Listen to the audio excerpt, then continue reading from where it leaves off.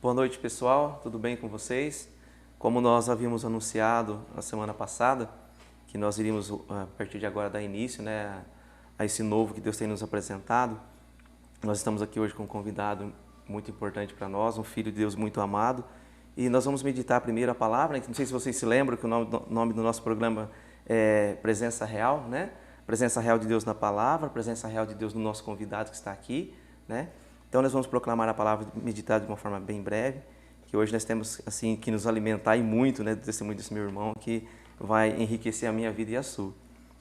A palavra do Evangelho de São Mateus, no capítulo 9, do versículo 18 ao 26, vai dizer assim: Falava ele ainda, quando se apresentou um chefe da sinagoga. Prostrou-se diante dele e lhe disse: Senhor, minha filha acaba de morrer, mas vem, impõe-lhe as mãos e ela viverá. Jesus levantou-se e foi seguindo com os seus discípulos. Ora, uma mulher atormentada por um fluxo de sangue havia 12 anos, aproximou-se dele por detrás, tocou-lhe a orla do manto. Dizia consigo: Se eu somente tocar na sua vestimenta, serei curada. Jesus virou-se, viu-a e disse-lhe: Tem confiança, minha filha, tua fé te salvou. E a mulher ficou curada instantaneamente. Chegando à casa do chefe da sinagoga, viu Jesus os tocadores de flauta e uma multidão alvoroçada. Disse-lhes: Retirai-vos, porque a menina não está morta, ela dorme. Eles, porém, zombavam dele. Tendo saído a multidão, ele entrou, tomou a menina pela mão e levantou-se. E ela levantou-se. Essa notícia espalhou-se por toda a região. Palavra da salvação. Glória a vós, Senhor. Então nós vemos aqui, né, que a fé em Jesus, né, que essa mulher teve, né, que ela falou: se eu tocar ainda que seja na barra do manto dele, eu vou ficar curada, né? Então, pela fé, ela tocou, né, e foi curada. E como eu estou aqui com o meu amigo, né, que eu vou deixar ele se apresentar, seja bem-vindo. Obrigado pelo teu sim, obrigado por você estar aqui conosco. Então, que você possa se apresentar. Bom, vamos lá. Meu nome é Marcos, sou nascido e criado aqui em Itajubi, tenho 41 anos, sou católico, apostólico, romano. E estou aqui hoje para falar um pouco da minha história, para dar o meu testemunho e tentar abrir a cabeça dos jovens que estão aí, né, no mundo. Amém. Seja bem-vindo, Marquinhos, né? Vocês não estão vendo, mas a família dele, que é linda, está aqui conosco também, né? Provavelmente nós vamos tirar uma foto e colocar para vocês aí conhecer a família dele também. E, né, Marcos, como fala aqui na palavra, né, que a mulher pegou, ela só tocou na orla do manto de Jesus e foi curada, né? Então, que Jesus estava presente na palavra, eu creio que, né, a gente vai ver ao longo do teu testemunho que você também tocou na orla do manto, né, de Jesus. Com certeza. Né? Assim, não somente na orla, mas, né, além de você tocar no manto dele, ele acabou tocando na tua história, né? E assim, como que foi o começo da tua história? Como que você começou a vivenciar isso, né? Então, é assim, eu sou filho de pais católicos, né? Fui nascido e criado e cresci dentro da Igreja Católica, mas isso não impediu que eu fosse fisgado pelas coisas do mundo, né? Então, hoje eu vejo muito disso, né? Os jovens, mesmo dentro da igreja, não só na Igreja Católica, mas dentro de outras religiões aí também, muitos jovens eles se perdem pelo caminho, né? E foi o que aconteceu comigo. Eu fui uma criança que sempre tive um amor muito grande dos meus pais, né? Meu problema nunca foi falta de carinho de pai e de mãe, ou falta de uma família estruturada. Pelo contrário, minha família sempre foi bem estruturada, mas no meio do caminho da minha trajetória e da minha vida eu acabei me perdendo, né? E de uma forma assim bem comum. Então você fala assim que no teu caso não foi falta de Deus em casa. Você sempre teve o apoio do pai, da mãe em relação à religião, você sempre teve isso aí? Sempre tive, meus pais sempre me educaram na fé cristã, assim, sabe? E não foi, no meu caso, não foi a falta de carinho, a falta de conhecimento, a falta de não conhecer Jesus, não. Né? Mas foram as ciladas que a vida me pregou no meio do caminho. As armadilhas que vieram no meio do caminho. Isso. E deixa eu te perguntar uma coisa, Marcos. Em questão as amizades influenciaram nessa sua perda? Muito, muito. É, assim, a partir do momento que eu passei a andar com outras pessoas que não eram aquelas que estavam dentro da igreja, eu me perdi. Entendi. O ponto foi mais ou menos esse daí. Foi mais ou menos assim. Você fala assim que o ponto de partida foi isso, então, essa questão de começar a caminhar com pessoas que não buscavam o mesmo objetivo que você tinha. Porque assim, às vezes hoje a gente vê muitas pessoas que falam assim, eu fui para as drogas porque eu não tenho o amor do pai, ou porque eu tive uma decepção muito grande, ou porque, no meu caso não. No meu caso eu passei a ir pelo caminho das drogas por influência de outras pessoas mesmo, de pessoas que se diziam meus amigos, né? E eu acabei me deixando levar. E aí eu vou contar para vocês como que isso acontece.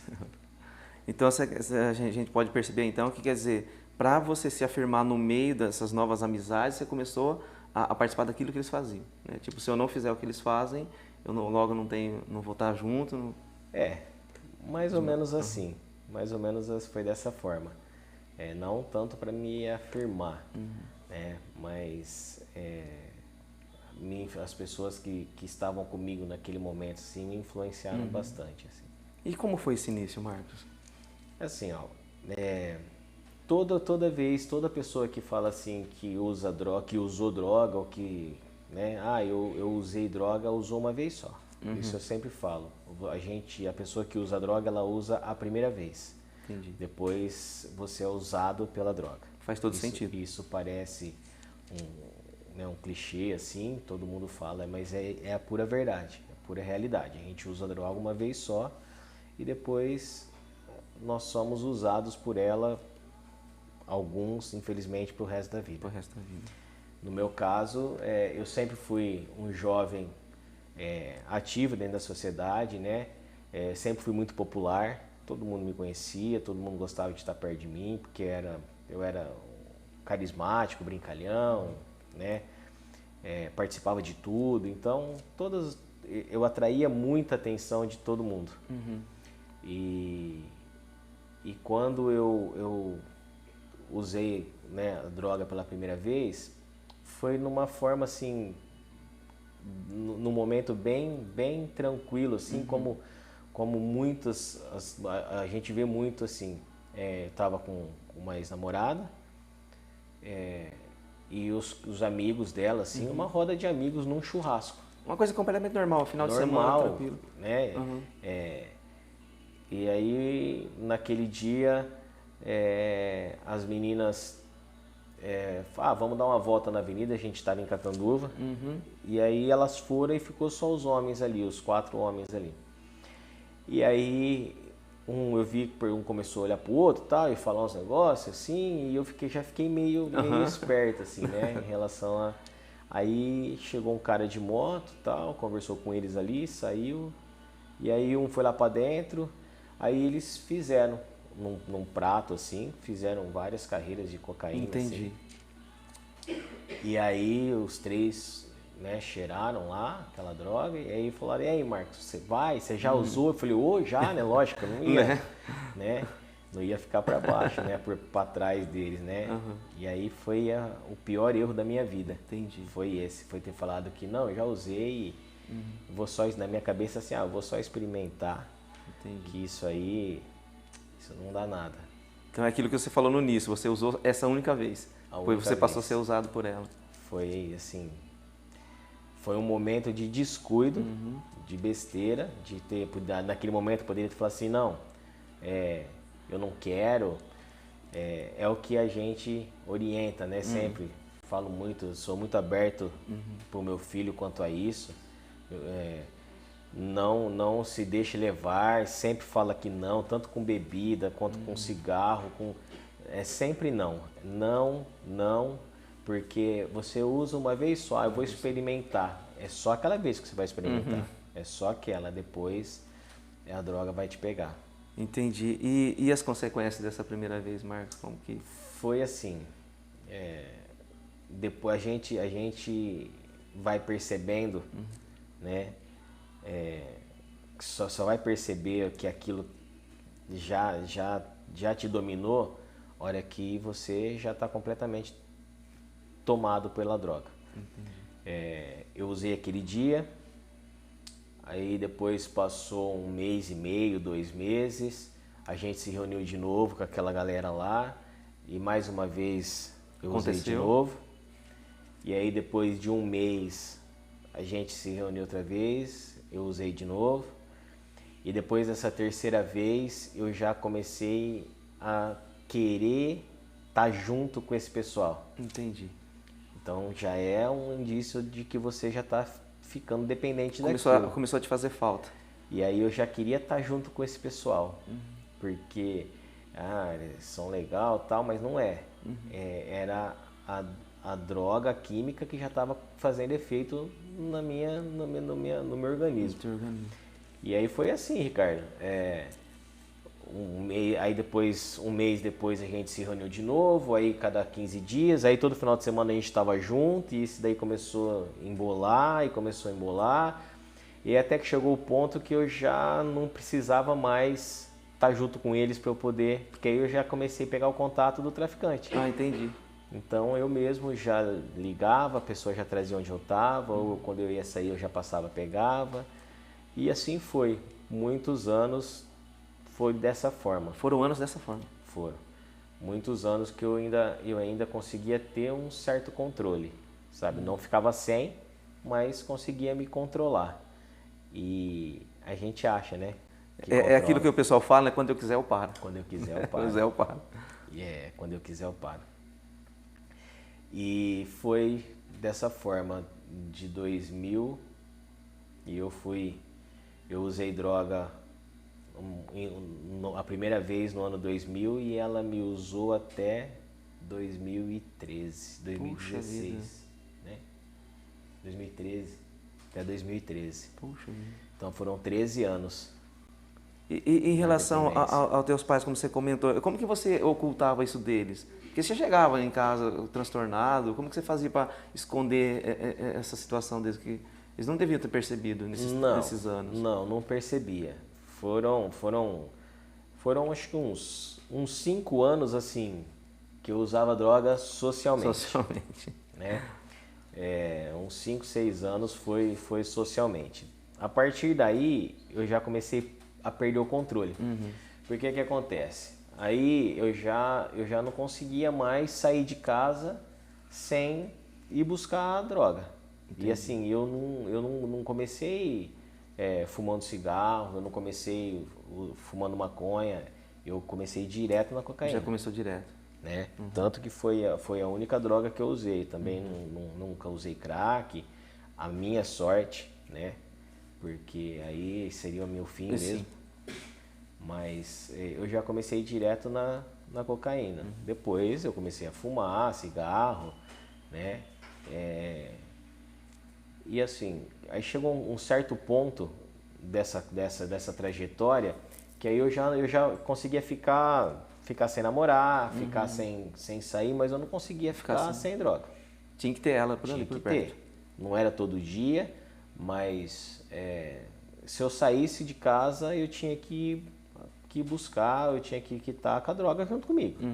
Né? E isso foi assim por longos anos, assim, uns de 6 a 7 anos mais ou menos. Aí nos últimos 5 anos da minha dependência, eu comecei a querer parar com isso. Né? Porque começou a me fazer mal. E aí eu comecei a perceber que eu não conseguia mais. Entendi. E você chegou naquela fase de começar a tirar coisas de casa, gastar o salário do mês ali suado para ir buscar? Ou não chegou? Sim. Assim, dentro da minha casa, nunca roubei ninguém, assim, fora de casa. Mas dentro da minha casa não podia ficar um dinheiro ali em cima que... Meu salário, eu sempre trabalhei, o meu salário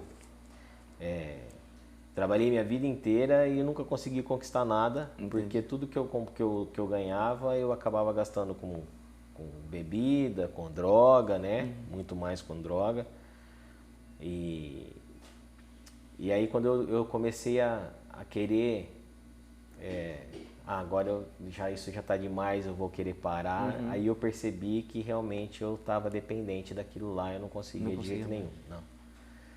E teve uma época, até então os meus pais não sabiam, né, dessa.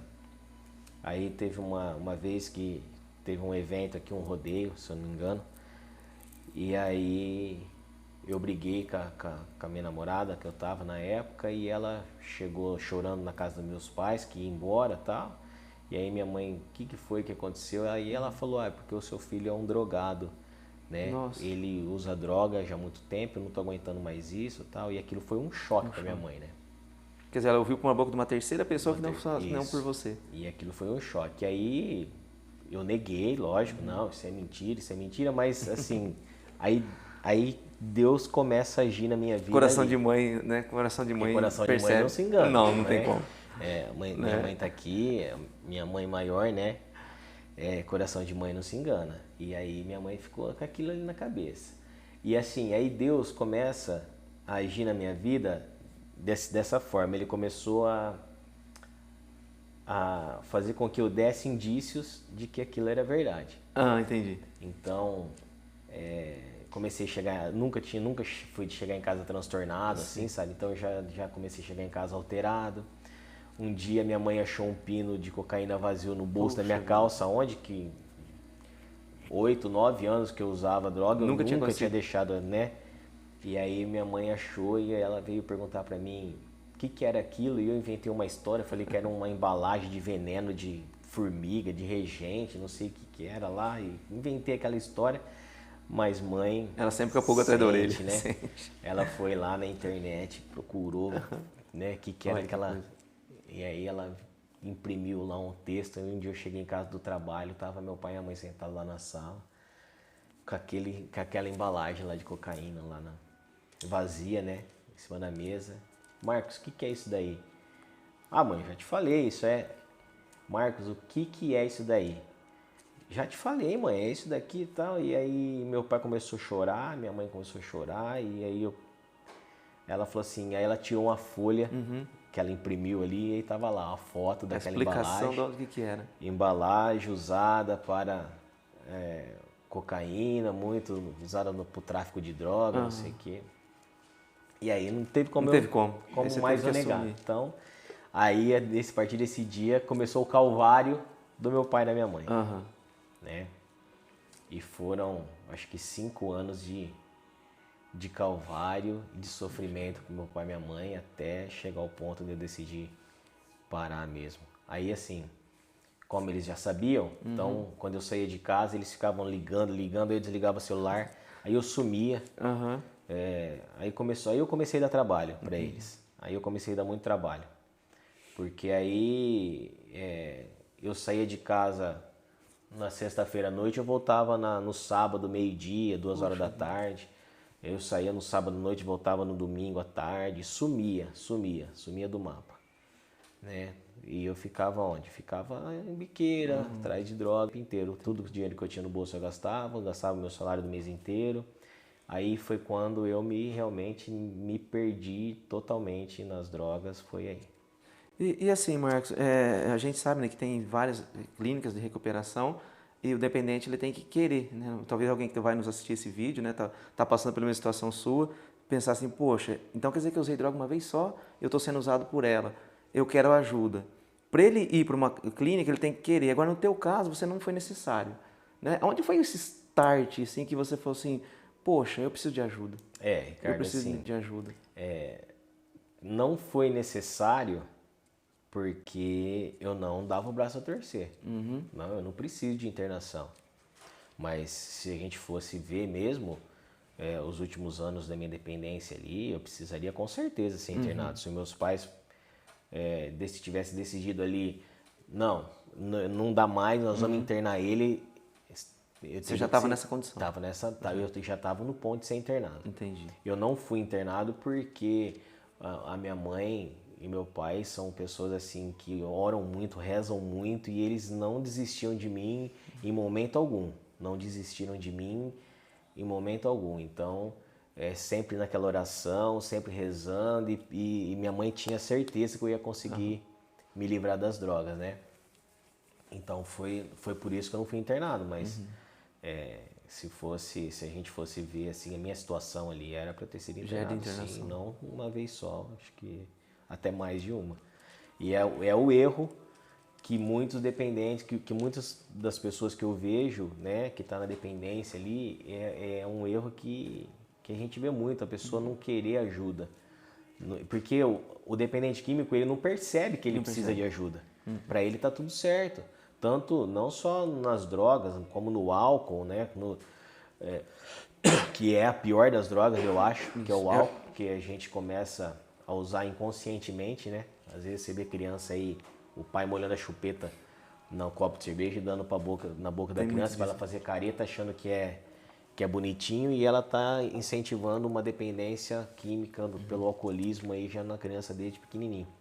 E o álcool mesmo, ele é a porta de entrada, né? Isso, infelizmente, a droga lícita, né? A droga lícita, é a pior delas. É o álcool que é a partida inicial, assim. Parte inicial. E alguma vez, assim, você se recorda de você pegar os seus pais rezando? Chegar assim, muito. Ou rezando por você, ou... Muito, muito.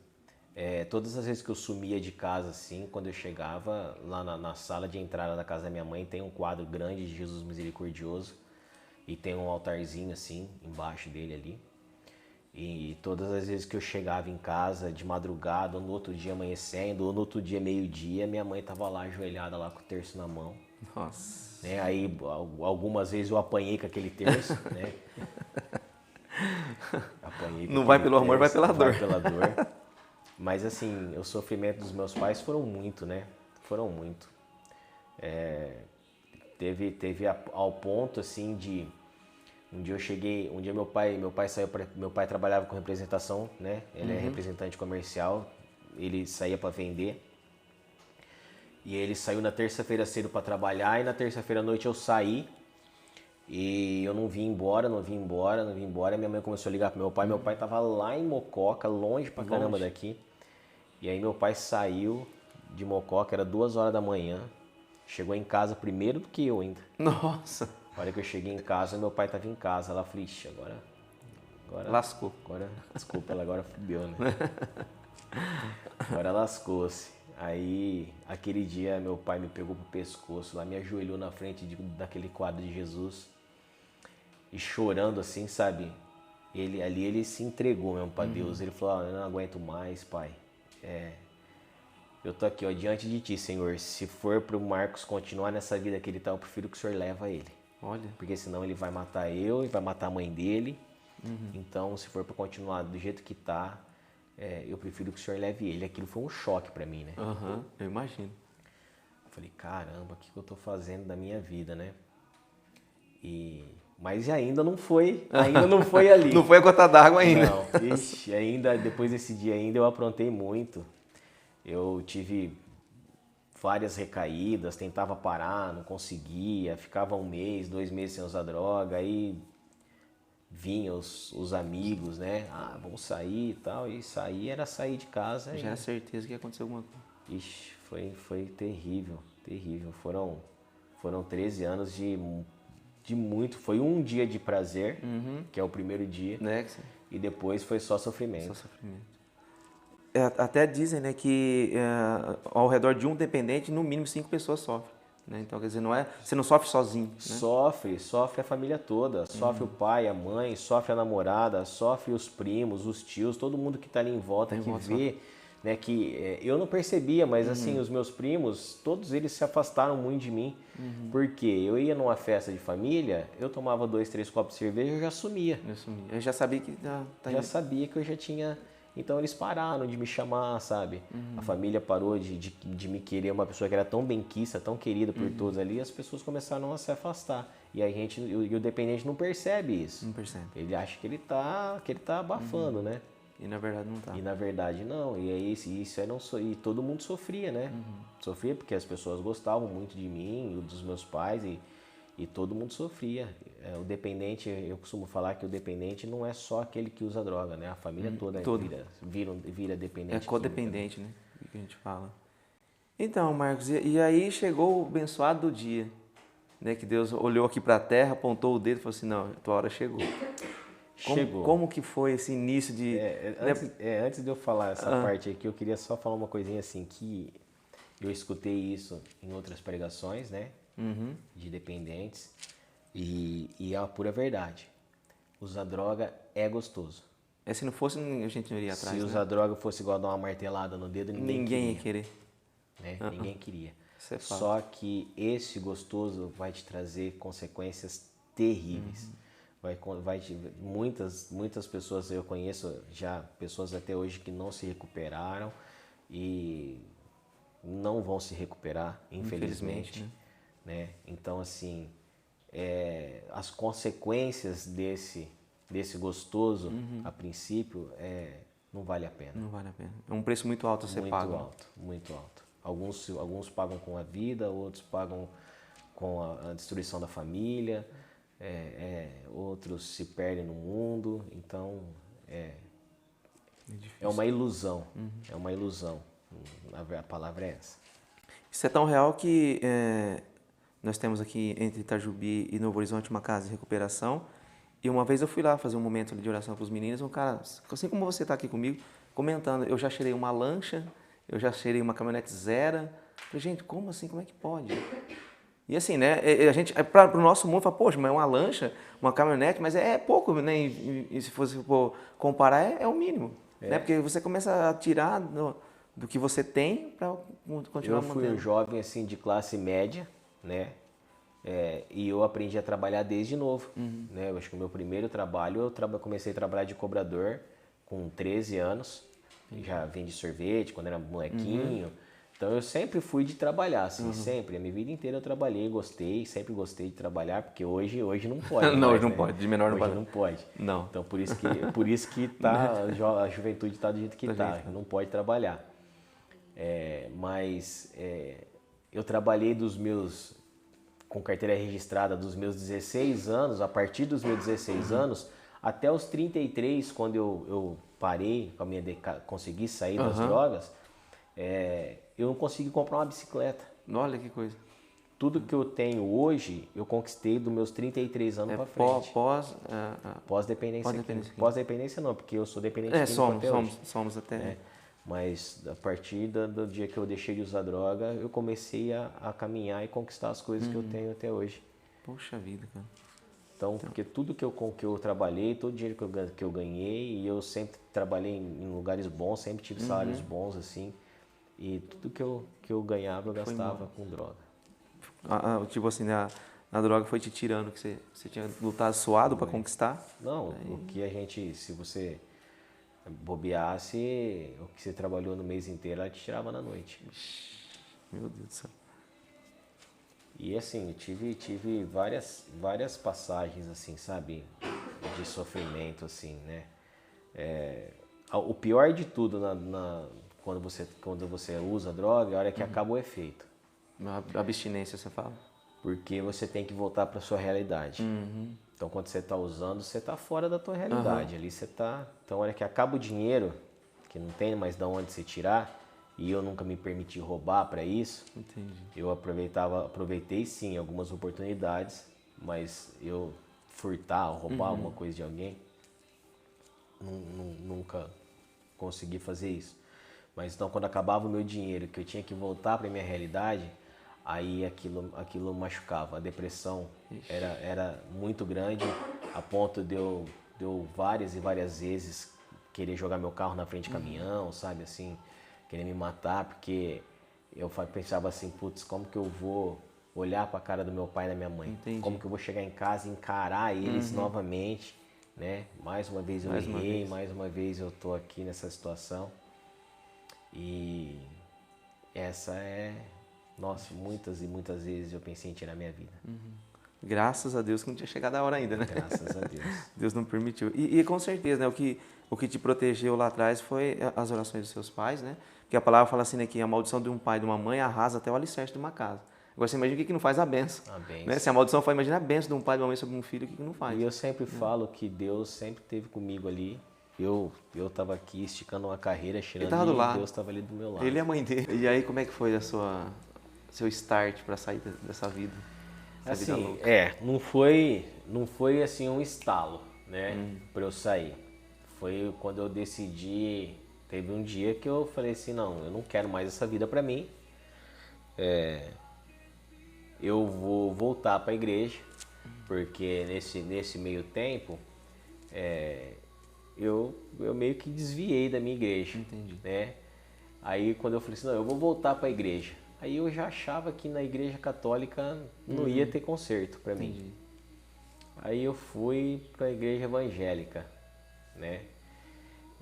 Não vou falar o nome qual que é a placa da igreja aqui, mas era uma igreja evangélica. E eu até me senti bem ali, né? Me senti bem, fui uns meses ali, uns 4, 5, 6 meses. E eu tava indo bem, assim, nesse período, uns 6 meses, eu tive umas 2 recaídas, né? Cheguei até a me batizar nessa igreja. Aí depois de batizado, eu peguei uma pregação da pastora, que ela foi falar sobre Maria. E aí, a hora que eu cheguei na igreja, que eu vi que ela ia falar sobre Maria, mas na hora eu já pensei, isso aqui não vai dar certo. Sim, não vai dar certo. Porque a minha raiz é a igreja católica. Entendi. A minha criação foi na igreja católica, a minha fé era na igreja católica. E o dia que a pastora foi começar a falar sobre Maria, aí foi como se ela tivesse me expulsado da igreja. Entendi. Porque ela começou a falar que Maria... já começou falando que Maria não era virgem. Entendi. Que Maria for virgem até ter Jesus. Depois ela teve outros filhos, Isso. e porque Jesus fala que teve vários irmãos. E aí aí chegou assim, ela começou a falar e aquilo começou a bater no meu coração, na verdade, entrar pelo meu ouvido, bater no meu coração e voltar, e aquilo começou a me incomodar muito, até que eu dei um tapa no banco assim na mesa. Levantei e falei, eu não admito que a pastora fale sobre Maria dessa forma, porque Maria é minha mãe. Eu virei as costas e saí de lá e nunca mais eu voltei para aquela igreja. Nossa. E aí, a partir daquele dia, eu quis começar a voltar para a igreja católica, e eu fui me confessar, né? Fui me confessar porque eu tinha sido batizado em outra religião. E aí fui conversar com o padre me passou aquele sermão, né? E aí confessei, ele me absolveu dos meus pecados ali, aí eu contei da minha dependência e eu fiz aquela confissão de 1 hora. Lavou a alma. E aí eu comecei a voltar para a igreja. Mas o encardido não saía do meu pé fácil assim, não. Sabia o teu ponto fraco. Sabia. E aí eu voltei pro CLC, né? Que eu fiz o segundo CLC, acho que em 99. Tive uma trajetória bonita no CLC por uns anos, né? Depois também acabei me afastando ali daquele pessoal, porque quando você começa ir para esse caminho das drogas, as pessoas de bem não vai por ali. Verdade. Então você se apega a outras pessoas. E aí depois eu acabei voltando pro CLC, né? E assim aí minha caminhada para minha reabilitação começou nesse ponto aí. E então nessa trajetória eu ficava uns 2 meses, 3 meses. Aí eu ia numa festa, bebia, tinha recaído. Aí eu voltava, me confessava, aí eu ficava mais 1 mês, 2 meses. Aí eu saía, bebia, recaía. E aí eu comecei a perceber que a bebida era o gatilho. Era o ponto. Exatamente. Mas eu não conseguia parar de beber, né? Não conseguia parar de beber. Eu comecei a beber com 14, 15 anos, né? Socialmente, como todo mundo fala, né? Que é uma besteira tão grande. Ou você bebe, ou você não bebe. Não bebe. Você gosta de beber socialmente, não... Aí... E assim, uma recaída atrás da outra, uma recaída atrás da outra. Até que um dia eu estava no CLC 2012. 2012. E assim, ó, Ricardo, antes disso, alguns encontros antes de ser do CLC, o primeiro CLC que eu fiz quando eu voltei para a igreja, Deus me colocou para trabalhar, lavar banheiro e lavar prato. Passou pela escola do banheiro, então. Passei para a escola pela escola do banheiro. Você vai lavar banheiro, vai lavar prato para você recuperar a sua humildade. Humildade, isso. E aí foi quando eu conheci você, né? Foi naquele encontro, você, o Serginho. E aí o Ricardo, o Serginho, eles faziam parte dos Vicentinos, né? E aí eles começaram a me levar para os Vicentinos, e aí eu comecei a frequentar também os Vicentinos, mas eu continuei tendo as minhas recaídas. Aí um dia, você sabe muito bem dessa história, um CLC em 2012, eu já estava na música de volta, né? Eu já estava tocando nas missas, né? E outra coisa assim quantas missas que eu fui tocar drogado, né? Isso também você vê o tanto que eu fui usado. Pelo encardido, né? Ali. Já fui tocar em missa totalmente drogado, totalmente alterado. E aí naquele CLC, eu tava na capela. Foi um momento de capela um momento de capela não, tava tendo uma palestra e eu desci pra capela. E aí eu tava com o meu violão ali, tocando de olho fechado, assim, o Serginho estava do meu lado. Santíssimo exposto. O Santíssimo exposto ali, maravilhoso, estava, né, como sempre. E aí eu ajoelhado ali com o meu violão e aquele momento de oração, assim, sabe, aí o Serginho ali. E eu já vinha pedindo, né, para que Deus colocasse uma pessoa na minha vida, me desse a minha Maria, né, me desse a minha Maria. E aí naquele encontro, naquele dia, eu ajoelhado na frente do Santíssimo ali, aí eu falei para Jesus assim, desse jeito, com essas palavras. Falei assim, Jesus, eu fui usado tanto pelo encardido, eu tô aqui, ó, disposto a mudar de vida, estou aqui te servindo, eu venho pedindo que o Senhor coloque uma pessoa na minha vida,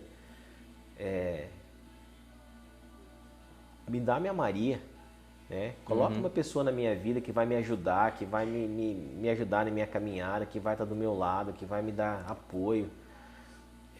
Eu preciso de alguém junto comigo, porque sozinho não tem como. Já fazia mais de ano que eu estava sem namorar ninguém, então porque eu estava tentando sair daquela vida que eu estava, sabe? Então eu me fechei, não saía mais sozinho, saía só com os meus pais, porque senão eu não ia conseguir sair dessa vida. E aí naquele encontro ali ajoelhado eu falei desse jeito, e aí eu ia parar minha oração ali, eu falei, Jesus, tem mais. Eu falei assim, tem que ser bonita. Não, eu falei assim, não, tem que ser bonita não. Eu falei assim, tem que ter pai e mãe. Porque os meus outros relacionamentos anteriores é tudo de pai separado, as famílias tudo estruturado. Tem que ter pai e mãe, tem que ser católica e tem que ser bonita. Não quero uma mulher feia. Falei desse jeito. Aí do Serginho deu risada, ele pra mim deu risada. E aí nós continuamos aquele momento ali, né, de oração e tocando violão e tal. De repente, Ricardo, eu tava sentado assim, de perna cruzada, com o meu violão assim, ó, né? Jesus na minha frente aqui. Eu senti que Jesus puxou meu rosto e me virou para a entrada da capela. Olha, me arrepia toda vez que eu... E aí a minha esposa, a Elaine, que é minha esposa hoje, ela entrou na capela. E não era para entrar. Não era um momento de capela ali. Não tinha que estar ali. Não tinha que estar ali. E ela entrou na capela. E aí Jesus me virou assim, para eu ver ela entrando ali. E aí ele falou no meu coração. Ele falou assim, essa vai ser sua esposa. Você já conhecia a Elaine ou não? Não. Vocês não tinham contato nenhum? Eu já tinha visto ela, de vista, mas eu Sei. nunca tinha conversado com ela. Olha que Nunca. Eu tinha visto ela numa missa, eu tinha visto ela no encontro, né? Mas assim, não tinha sentimento, né? E aí Jesus falou assim, essa aí vai ser tua esposa. Nossa, que legal. E aí eu olhei de volta pra frente de Jesus assim, eu falei assim, será Jesus? O Serginho olhou pra mim e falou assim, o que foi? Eu falei assim, tá vendo essa moça que entrou aí? Ele falou assim, eu falei, Jesus falou que vai ser minha esposa. Eu falei, você não acha que você tá querendo muito? Eu falei, foi Jesus que falou. E aí, a partir dali, Jesus colocou aquela semente, aquele sentimento no meu coração. E eu já tinha visto a Elaine no encontro, né? Mas a partir dali, o meu olhar já mudou para ela. Já mudou. Então, a partir dali, eu já comecei a ser mais galanteador, né? Mais carinhoso. Vem cá. E aí, ela não entendia nada, não estava entendendo nada. Né? Falou com você, não tinha falado com ela ainda. Tinha falado comigo. Aí passou o sábado, o dia todo, a noite, no domingo. Foi no sábado, né? No domingo, né? Aí no domingo, no encerramento da missa, teve a missa de encerramento, tudo. Aí na hora de ir embora, eu dei um abraço na Elaine, dei um beijo na testa dela, abençoei ela, né? E aí, já marcando o território santo, né? O território sagrado. E aí ela fala, né, depois, se ela quiser depois contar essa parte aí, ela fala que aquele beijo na testa foi a semente que Deus plantou no coração dela. E a partir daí a gente trocou o telefone, a gente começou a se falar. E alguns meses depois a gente estava namorando. E aí do fruto desse namoro veio essa bênção aqui que está aqui do meu lado. Vem cá, filho. Pessoal, vocês não estão entendendo, mas é que aqui nos bastidores, a Elaine, esposa dele, o Heitor está aqui com a gente. Depois a gente vai pôr uma foto deles para vocês conhecerem a família. Né? E aí esse é o fruto daquele CLC de 2012. Tá aqui. O Heitor, né, filhão? Esse aqui é o fruto daquele caminho que Deus me mostrou. Aí o Heitor sabe da minha história, né? Sempre dei meu testemunho, ele desde pequenininho sempre me acompanhou. Sempre. E aí a partir daquele momento eu decidi realmente que eu tinha que mudar de vida. Mas não foi fácil, né? Não foi fácil. Não, né? A Elaine tá aqui pra falar. Pra não me deixar mentir. Deixei ela grávida de 8 meses em Catanduva. Olha, e sumi. Ela teve que vir embora de ônibus. Você deixou ela lá em Catanduva sozinha? Deixei. Eu levei ela fazia radiologia, eu deixei ela 7 meses, 6 para 7 meses já tava, né? Barrigudona assim, sabe? Eu levei ela pro curso de radiologia e eu falei, vou ficar te esperando aqui. Nossa. E aí aquele gatilho, né? Já bateu, disparou o gatilho da... Sumi, ela veio embora de ônibus, eu cheguei de madrugada em casa. Outras vezes também que ela foi e eu tive outras recaídas, né? A Elaine, assim, também foi outra pessoa que não desistiu de mim. Que rezou e perseverou, porque também Deus falava para ela, não desiste dele não, né? Que vai dar certo, ele precisa de você. E aí quando o Heitor nasceu, aí eu falei, nossa, agora nasceu meu filho, agora é uma vida nova. Agora é vida nova. Mas infelizmente não foi assim. Eu tive mais outra recaída. Aí a última recaída que eu tive foi no carnaval de 2014. Em março de 2014. O Heitor nasceu em novembro de 2013. E o Heitor tinha... fevereiro, acho que foi. Fevereiro ou março. Finalzinho de fevereiro, comecinho de março, acho que foi em março. Oi? Fevereiro? 18 de fevereiro? O Heitor tinha 3 para 4 meses. Foi num domingo de carnaval. A gente estava num churrasco lá na casa do meu sogro. E aí, olha só como que é. Acabou o papel alumínio. Nossa, alguém tem que sair para comprar. Quem vai buscar papel alumínio? Eu vou. Eu falei, eu vou, catei a chave do carro e montei e rapei. E foi mesmo. A hora que a minha mãe e a Elaine perceberam que eu falei que eu ia, a hora que elas saíram no portão, eu já tinha saído. Porque elas já sabiam que eu ia. Já conheciam, né, o teu comportamento. Né? E aí era um domingo, umas 2 horas da tarde. Eu fui voltar em casa na segunda-feira, meio-dia. Puxa vida. Isso, e aí você não tinha R$1. eu não tinha R$1, olha só. Não deixava o dinheiro com ele. a Elaine tá falando aqui que eu não ficava com dinheiro mais, porque todo dinheiro para não correr esse ter risco. aquele o risco de eu ter o dinheiro ali.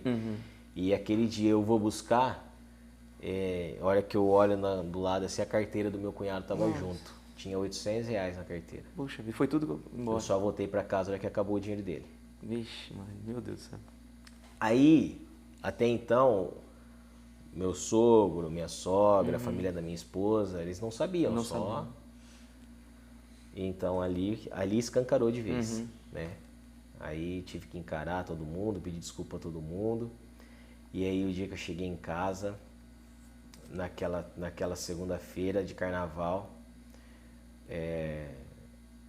inventei um monte de desculpa, abandonei o carro lá em Catanduva, inventei que tinha sido assaltado, sabe? Aquelas coisas de louco mesmo assim. Te dei até parte na polícia, depois tive que responder processo por falso testemunho? Não, falsa comunicação de roubo, sabe? Tive que pagar cesta básica. Não, foi assim, olha só as coisas que... E aí, a hora que eu cheguei em casa, eu tomei um banho, a Elaine tava com o Heitor no colo e ela falou assim pra mim: essa foi a última vez que eu vou passar por isso. É a sua última chance. Essa é a última chance. Se você tiver outra recaída, eu cato o seu filho e eu sumo para São Paulo. E ela já tinha trabalhado em São Paulo há vários anos. Eu sabia que se isso acontecesse, ela iria mesmo. Ela iria mesmo. E você nunca mais na tua vida você vai ver teu filho. Nem eu, nem seu filho. E aí você estava presente aquele dia, né? Porque meus pais, a Elaine ligou para você e como você estava sempre junto comigo, você nunca me abandonou ali, você presenciou isso, você estava junto comigo. E daquele dia em diante eu decidi virar homem, voltar a ser homem. Que né? bom, cara, que então bom. daquele dia em diante eu falei, se o gatilho para minha dependência é a bebida, então a partir de hoje eu não bebo mais. E daquele dia lá, 18 de março de 2014 para cá eu estou sóbrio, já faz 9 anos. Graças a Deus. Interessante que você partilhando isso, eu lembro, né, que a gente tinha uma missão marcada, lembra? Isso, né? nossa. Eu tinha uma missão em Santa Adélia, eu ia pregar para uns jovens e Deus me colocou no coração de levar o Marquinhos, que ele tem esse dom que Deus deu para ele, que é muito bem administrado por ele, graças a Deus, é um homem de Deus hoje, sempre foi, né? Agora que ele tomou posse mesmo, né? Deus trabalha nele. E o Senhor falava no meu coração de eu levar o Marquinhos para ele tocar, né? Porque eu digo assim, quando a gente vai pregar a palavra e não tem um som de fundo, é bom, Deus age, mas com o som é diferente, né? E aí eu falei, não, eu vou chamar ele e tal, aí me chegou a ligação que você tinha tido a recaída. Eu, o Ricardo, humanamente falando, eu falei, poxa, mas como que eu vou levar esse rapaz agora? Ah, tá de brincadeira. A gente tinha combinado, cara, né? Aí o Senhor falou assim no meu coração, Ricardo, só acolhe. Né? Agora sou eu que estou arrepiado. Né? Então Deus falou assim, só acolhe, traz para perto. Eu vou fazer na vida, eu estou fazendo na vida dele. Eu sou Deus, você não é. Fica no gol e agarra as bolas. Faz do meu jeito que está dando certo. Só acolhe, traz para perto. E aí foi o que aconteceu. Até eu acho que você estranhou, ele esperou, né, que eu iria ali para recriminar e apontar o dedo. Aí nós choramos juntos, Me né? abraçou, Choramos juntos e falou assim, olha, temos missão. Mas eu, Ricardo, mas eu tô recaído. Não interessa, né? Temos missão hoje, bora. E fomos, e foi aquela maravilha. Foi. Né? Foi a primeira vez que o Heitor Com o Heitor no Línguas, né? O Heitorzinho. O Heitor tinha 3 meses, né? Ele estava no Bebê Conforto lá e a gente lá... Eu totalmente destruído por dentro, né? Totalmente arrebentado mesmo por aquilo que tinha acontecido. E Deus me usando, né? Ali, nós fomos pregar numa pastoral da sobriedade. Santa Uma Adélia. pastoral da sobriedade. Lá na São Benedito. E eu totalmente destruído. E o Heitor no Bebê Conforto ali na frente, a gente orando em línguas e aquela oração. E a hora que a gente parou e o Heitor tava lá. Tava ele rezando. Ele rezando sozinho. Foi bem legal. Muito bom. E assim, a partir dessa recaída, dessa última recaída que eu tive aí, a partir desse dia eu decidi que eu não iria mais usar droga e não iria mais beber, porque eu sabia que o gatilho, toda recaída tem um gatilho. Tem. O meu era a bebida. Era o álcool. Era o álcool, então eu não podia beber mais. E desse dia em diante eu nunca mais coloquei uma gota de álcool na minha boca. Minha esposa toma um vinho, né, uma vez ou outra em casa, a gente não é de beber, assim, ela não é de em festas, coisas.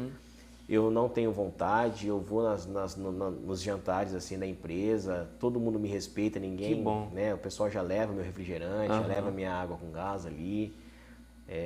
Então, assim, e engraçado, Ricardo, que quando você decide realmente que é aquilo que você quer e Deus toma posse da tua vida de novo, você começa a caminhar reto, as pessoas que te cercavam e te levavam para o mau caminho, elas vão saindo naturalmente da sua vida. Porque as pessoas que não querem aquilo ali, elas não vão te acompanhar. Não vão acompanhar. Né?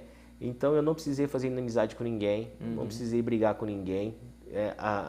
Tem amigos meus, né, que eu falo amigos porque conviveram comigo ali, que são dependentes químicos até hoje, que quando me vê, vem, me abraça, sabe? Eu trato bem, converso, porque foram pessoas que fizeram parte da minha vida. da tua história. Mas elas próprias se distanciaram de mim porque elas perceberam que eu não ia mais para aquele mundo deles. das drogas. E como Nossa Senhora sempre cuidava de você quando eu estava grávida. Depois você conta esse testemunho. Mas não era o Heitor. A Elaine, ela não quer vir aqui falar, mas teve um dia que ela tava grávida do Heitor ainda, e ela já tava bem barriguda assim, sabe? Então eu tava dormindo no chão pra ela ficar à vontade na cama ali. E ela fala que ela acordou de madrugada e a hora que ela olhou no chão pra onde eu tava ali, ela viu uma imagem de Nossa Senhora na minha cabeça ali.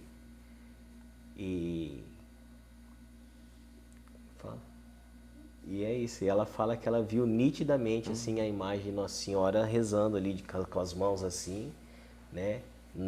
Eu deitado e ela a imagem assim ajoelhada na minha cabeça. Velando pelo teu sono. E a gente não sabe. Então, a gente ficou anos, né? Mas será que era pro Heitor? Será que era ali? E ainda até esse final de semana ainda tive confirmação na missa, né? Teve. Que não, que era pro Marcos. Que era Nossa Senhora. Nossa Senhora de Fátima. Nossa Senhora de Fátima, porque nós fomos numa missa sexta-feira e tinha uma imagem de Nossa Senhora de Fátima lá. E a Elaine falou assim, nossa, era aquela Nossa Senhora. E aí ela teve a confirmação que realmente era pra mim, que ela estava ali. Que a minha mãe estava ali do meu lado, zelando, rezando e zelando pelo meu sono ali, pela minha sobriedade. Que bom. E eu falo para você, Marcos, né, que todo consagrado à Santíssima Virgem Maria sofre, rala, mas não se perde. Não se perde. Né? Então a gente vê também o poder da oração dos seus pais, né, depois futuramente da Elaine, né, a chegada do Heitor, que é na nossa vida sal e luz, né, sal que dá sabor e luz que nos ilumina. Né? E eu quero assim, o pessoal sabe, né, que às vezes eu saio para pregar quando a gente tem algum convite.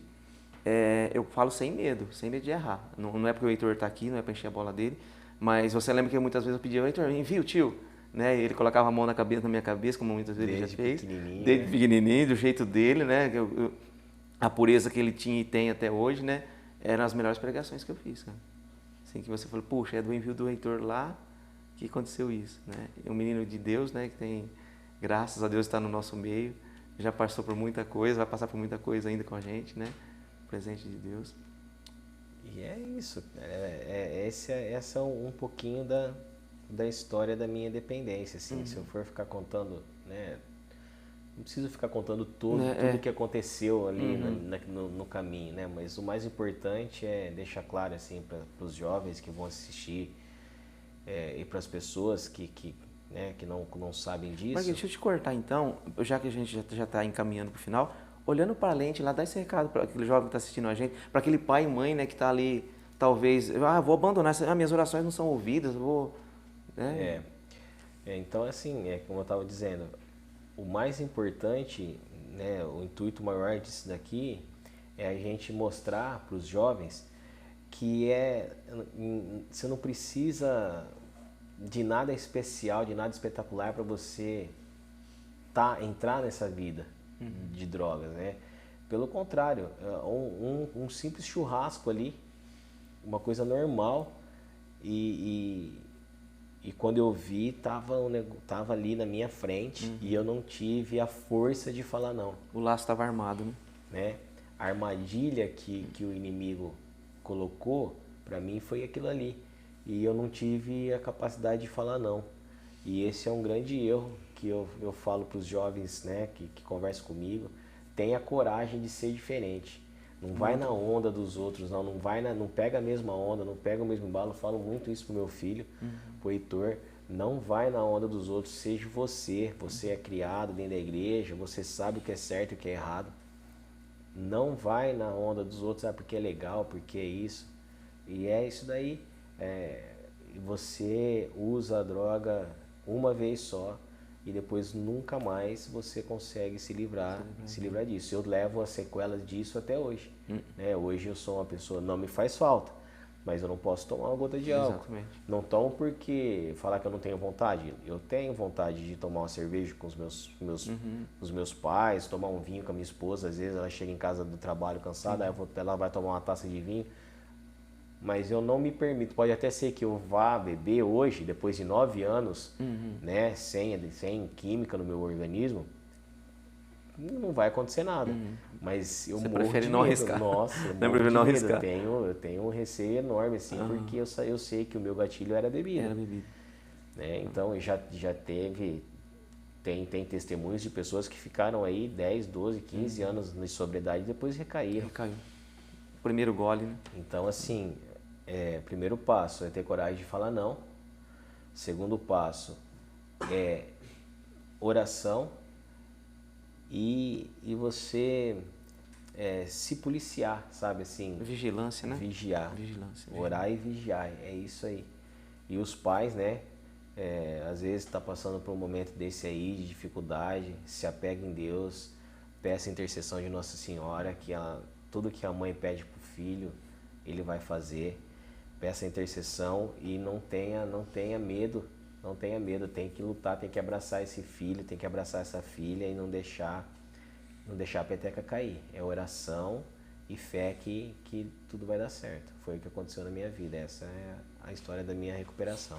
Até porque na tua época, acredito que era muito mais difícil ainda do que hoje. Muito mais. Era muito mais inacessível, era muito mais difícil de ter informação.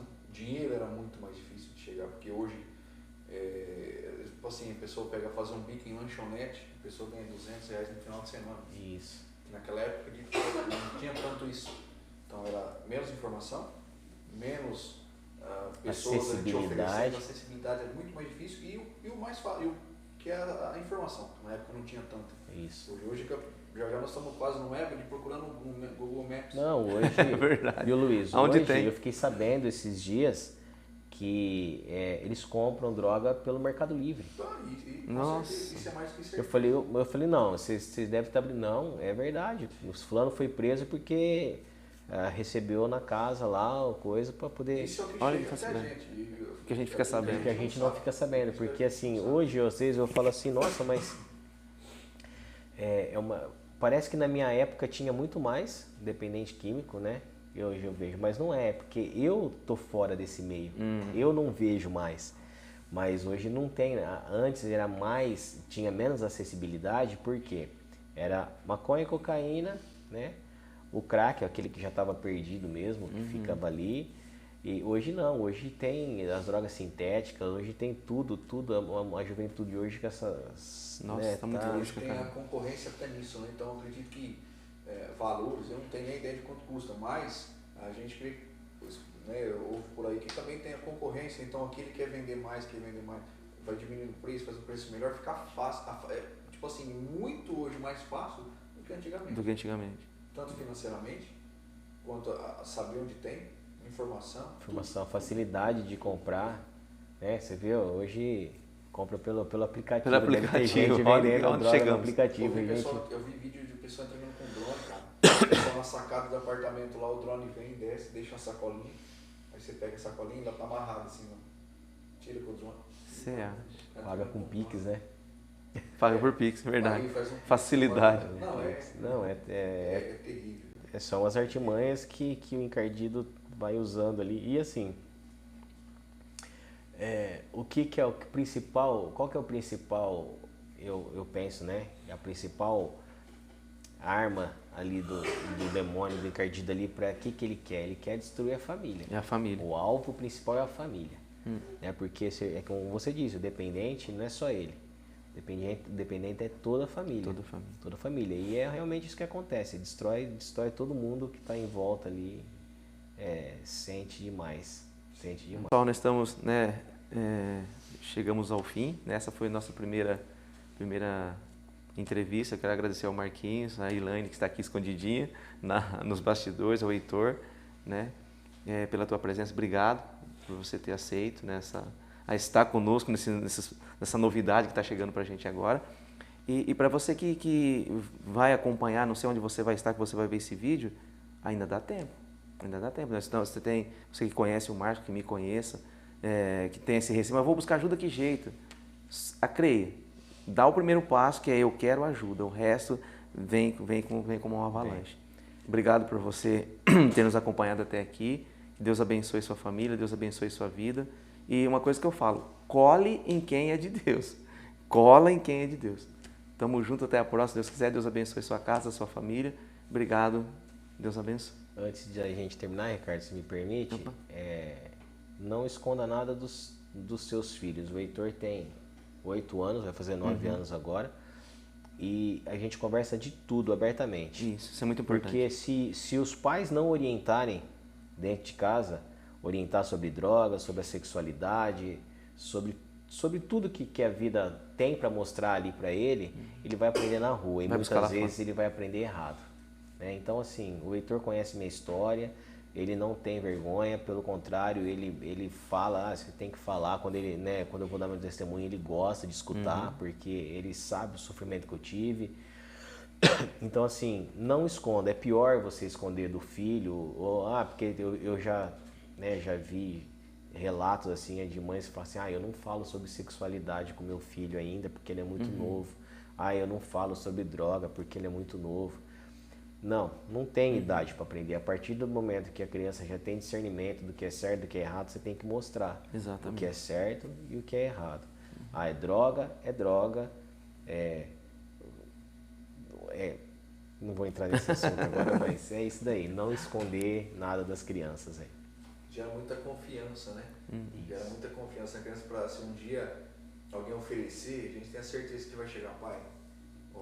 Vai ter a liberdade. Lá da escola me falou que tem isso aqui. Porque tem confiança em falar. Ele conhece. Como, acho que eu posso até falar isso. Eu não tenho tanta papa na língua assim. A gente foi na missa ontem e no banco da frente estava sentado assim, o pai, o menino e a esposa. Mais ou menos a idade dele, assim. E eu vi uma coisa tão chata. Ele foi coçar o cabelo do pai, assim, sabe? Aí o pai dele fez assim, desviou assim, fez assim de uma coisa, sabe, pra parar assim. Aí eu falei assim, a Ana tá grávida de 6 meses, né? Eu falo toda hora, falo por mim que eu queria que nascer amanhã. Não que adiantava, mas entendi. Não vê a hora de chegar. E eu falo assim, foi uma cena tão chata, eu falei, na missa, eu falo, então tem muita gente hoje que não tá buscando, tá indo. Tá indo, vendo, preceito, sabe? E assim, não falar, porque se tirando um proveito de alguma coisa, que é ouvindo e pegando aquilo para a pessoa, por que ele foi desviado do carinho que ele fez assim, desviou, tirou com a mão, sabe? Isso aí não gera nenhuma confiança. Não. Isso aí não gera nenhum. A criança fica com aquele ponto que, tipo assim, não é mais respeito, é medo. É medo, é receio de chegar um pai e falar assim. Porque eu tô falando assim, tirando um exemplo que eu vi ao redor de todo mundo dentro da igreja. Dentro de casa, então. Nossa, Porque assim, você educar quando a criança faz uma besteira é uma coisa, agora lá não estava acontecendo nada. Não está acontecendo nada mesmo. E eu vi aquilo ali e falei, e depois chega um dia que a criança esconde, a criança mente, é por conta disso. Então tem que ter sim criar essa liberdade desde pequeno. Isso. Desde pequeno, de muito pequeno a gente fala, desde muito pequeno. Porque a criança faz, antes de 1 ano já está fazendo manhinha aqui, né? E outra, assim, a criança entende. O caráter da criança, ele é formado ali até os 7, 8, 9 anos de idade ali, né? Você tem que formar o caráter do seu filho aí, até nessa idade, porque depois ele já tem discernimento ali das coisas do mundo, ele já começa a entender, já começa a ver, né? E assim, eu tenho certeza que se um dia o Heitor chegar numa situação de alguém oferecer droga para ele, como aconteceu para mim, ele vai falar assim, poxa, meu pai foi dependente químico durante tanto tempo, ele sofreu tanto com isso, eu vou cair nessa armadilha? Já Jamais. sabe o efeito. Eu vi inúmeras vezes, né? Qual que é a consequência disso? Porque você falou, se fosse ruim, ninguém usava. É igual a bebida, igual a cerveja, ou qualquer outra bebida. Ruim não é. Apesar de quem nunca tomou cerveja, quando toma o primeiro gole, fala, como Nossa, Né? Como isso aqui? Até a gente que é acostumado com uma cerveja, quando experimenta a outra, fala, Já sente a diferença. Mas é mais a primeira vez, a segunda vez. Depois vai e depois você não. Se torna normal. Então, tudo tem só que o detalhe, né? Você usar uma droga a primeira vez, você começar a beber a primeira vez, é gostoso depois. É uma coisa prazerosa. Você fazer. Agora você acordar de manhã para ir numa missa, no domingo à noite, eu podia estar lá para esse caminho é pesado. Esse caminho é a porta estreita. O Ricardo costuma falar. Por isso que é tipo assim, a multidão que é atraída é muito maior para isso, porque é fácil. Você não tem compromisso com nada. Né? Tá lá, tranquilo, sossegado. O caminho de Deus é estreito e pedregoso. E quanto mais você... Eu sempre falei isso. Parece que a prova vem quando você começa a seguir. Porque até que você tá num boteco bebendo, tudo dá certo. Parece que tudo vai dando certo, aparentemente. Mais uma na multidão. Na tua ignorante visão tá dando tudo certo. Tá tudo errado, tá desmoronando tudo. Mas na tua cabeça tá dando certo. Por quê? Você começa a não fazer a questão das coisas. Se o pneu da frente da moto furar, você fala, não, para empinado eu vou pro pneu de trás. Não tem problema. A partir do momento que você começa a querer seguir um caminho certo, que você começa a entender como que as coisas funcionam, é que aí as coisas vão dando. Não é dando errado. Aí a gente começa a entender um pouco mais. Né? Porque você está usando droga, você está bebendo, então pouco faz. Se você está de chinelo, short, camiseta, tá ótimo. Tá ótimo. Quando você começa a querer no caminho certo, é aí que vem as provações. Por isso que eu falei pro Ricardo, a ideia da gente começar esse projeto, eu falei, eu duvido que vai ser fácil. Não é. Eu duvido que vai ser fácil. Porque parecia uma coisa, na cabeça, na ideia, parecia uma coisa tão fácil. Parecia uma coisa, vamos fazer que vai ser. Né? E não que é difícil, mas não é. E você sabe qual vai ser uma dificuldade grande? Vocês acharem alguém que esteja disposto a vir aqui. Exatamente. Porque ninguém quer vir sim, ajudar a falar de Deus. É difícil achar uma pessoa que quer buscar esse caminho, né? E assim, por que você estava falando aqui que quando você começa a mudar de vida, vem as provações? Porque o encardido começa a perceber que ele está te perdendo. Que Deus está te recuperando ali. Então o que acontece? Ele começa as dificuldades. Você está seguindo o caminho dele, tá ali e volta para mim que as coisas ficam fáceis. Que dava mais certo. Momentâneo. Que dava mais frente. A gente tem que passar. Essa última recaída das drogas que eu tive. E ali o demônio teve certeza absoluta que falou assim, não, agora eu vou arrebentar com a vida desse cara aí. E ele não vai se reerguer mais. Só que ele não percebeu que por trás de mim tinha minha mãe, tinha Jesus, tinha meu pai, minha mãe, tinha minha esposa, tinha meu filho, tinha meus amigos que oravam por mim, né? E eu tinha um respaldo. Tinha uma retaguarda. Uma retaguarda, né? E lógico, eu também quis. Você tem que querer. Mas eu tinha esse respaldo de oração, de companheirismo, de amizade, de amor, de carinho, que é o que tem que ter. O dependente químico ele precisa disso. Tá com sono, filho? Mas a falar a verdade, a gente precisa disso, né? Independente da situação. Infelizmente a gente está num mundo, como eu estava falando, a facilidade para as coisas ruins está cada vez pior, está cada vez mais fácil. Então, para a gente, né, para os filhos, minha que está vindo aí, e falar a verdade dá medo, dá muito medo. Tá. Porque tem cada vez menos pessoas pro lado bom e cada vez mais pessoas pro lado ruim. É incrível. E o que é incrível, o tanto de pessoas que estão dentro da igreja, parece que de cabeça ao vento. Não tem mais hoje tantas pessoas que estão lá absorvendo aquilo. Tá no automático, né? Piloto automático. Eu sempre comento alguma coisa com o padre Juarez, que é o padre que eu assisto muito. Ele fala que antes de ficar padre, que ele fala quando eu fico padre, né? Ele fala isso. Antes dele ficar padre, que era tradicional. Então, domingo eles iam na missa, depois saíam comer alguma coisa, eu ia num cinema da cidade, que era uma coisa normal, mas ele ia porque era o programa. Porque era o programa. Eu, falar a verdade, na minha época dos meus 15, 16 anos, era isso, todo domingo estava na missa. Não aprendi a rezar o Salve Rainha. Até hoje ainda eu estou tentando decorar. Às vezes eu não consigo. Eu não sabia rezar, não creio, não sabia um ato, não sabia nada. Era Pai Nosso, Ave Maria e Santo Anjo, porque esse daí... É o básico. É o básico, fala muito. Então eu estava por estar. Olhando o cara tá domingo, no domingo passado, era a mesma roupa. Quem né? Tá do lado. O que você lembra que você ia pedir para você sair? E só que tem que ser um momento da vida, justamente quando eu estava mais afastado da igreja, mais afastado de ir na missa, que quando nós começamos a namorar, todo final de semana eu ia na missa. Aí a gente meio que fica jogando culpa em trabalho, não tem tempo, né? Que 10% é verdade, 90% é... Vai justificando. Dá para arrumar um dia na missa, né? Qual que de um tempo pra cá eu arrumei, né? Então. Até semana passada, ainda até 12 eu fui. Né? Semana passada, né? Semana retrasada, uma semana retrasada. Tem duas só. Começa a tocar que você vai muito bem. É verdade. Então, assim, tem que buscar as crianças hoje, a gente tem que colocar assim, tem que ter essas conversas, tem que ter essa menção, porque é a salvação. É a salvação. Tem que ter essa abertura com os filhos. De poder falar tudo, de ter a liberdade de contar, de mostrar a realidade do mundo, né? Então, desde pequenas vezes eu acho que eu sou até rígido demais, né, Heitor? Mas tem que ser. Não. Né? Sincero, tem que ser, porque né? se a gente deixar, o mundo abraça e tchau. Abraça e comanda. Infelizmente, o mundo tem muitas armas. Nossa. Se a gente falhar, lá fora não falha. Não falha, é muito atraente. Uma coisa que a gente sempre, eu e a mãe dele, a Elaine, a gente sempre fala muito com o Heitor. Eu falei assim, você tem que ver no seu pai e na sua mãe aquele porto seguro. Você não pode ter receio, você não pode ter medo, você não pode ter vergonha. Tudo que você precisar é no seu pai e na sua mãe que você tem que procurar. Porque não tem ninguém no mundo que te ame mais do que o pai e a mãe. Não tem. Mas quem vai gerar essa confiança na criança são os próprios pais. Né? Isso. Aquela forma antigamente que uma bom dia dava, então, muitas gerações foram criadas de uma forma que a criança até queria. Mas chegava o amiguinho falava tudo, conversava, perguntava, tal, criava confiança no amiguinho. Chegava no pai e na mãe, era só para apanhar o... né? Só. Como que você chega pro pai e fala, pai, quebrei o vidro?